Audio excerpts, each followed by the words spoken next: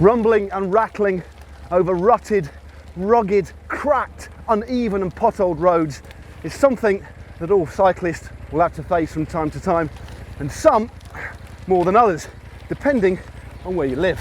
Yeah, and it can be a jarring experience in more ways than one, with punctures, broken wheels, sometimes even crashes being the outcome. But for smoother, safer cycling, why not check out these following tips?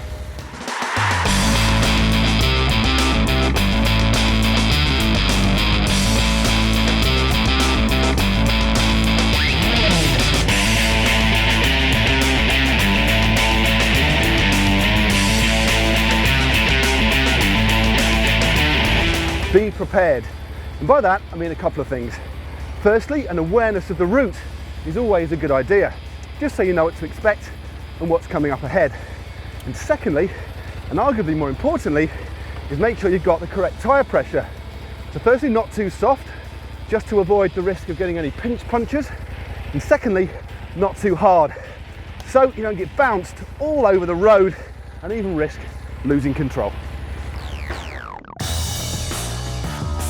The best way to avoid potholes in particular is simply to avoid them in the first place. And to give yourself a chance to do that, you just need to look ahead and not just at the patch of tarmac immediately in front of your front wheel.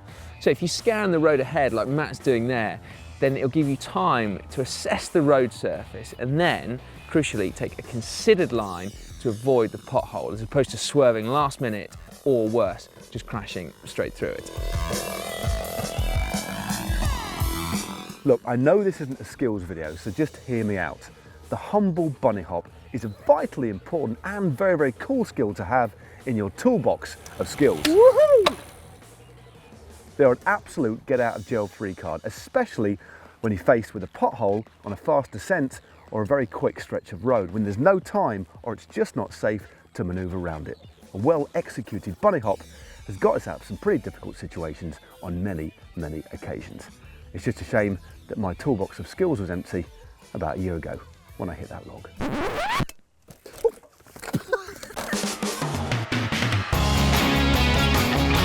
Puddles. This isn't about not wanting to get your bum or your feet wet. If you ride blindly into a puddle, you're taking a risk, as underneath, hidden from view, could be a pothole or other object that could at best puncture your tyre, ruin your wheels, or even worse, throw you off your bike. The best technique to employ when riding over rough roads is to hold the handlebars either on the tops or on the brake hoods. You want to hold them firmly but not tightly, as a tighter grip is just going to increase fatigue in your shoulders and your neck. So you want to try and relax your body, because being less rigid will mean that you're much better able to absorb shocks and vibrations coming up from the road. Also look to decrease your cadence to about 70 or 80 RPM, because at high cadences on bumpy roads, your body tends to bounce around in the saddle a lot, and pedaling a lower cadence will also increase and help with your stability.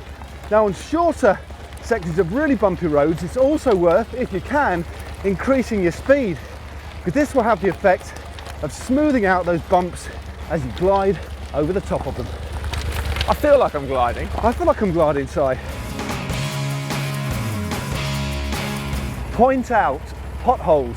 Now this one may seem a little bit obvious, but believe you me, there are many riders who simply forget, and there are those that are just unaware. That is, until they end up down a pothole themselves. So if you're out on your bike on the front of a group, or with just one rider behind you, always, always, always point out potholes.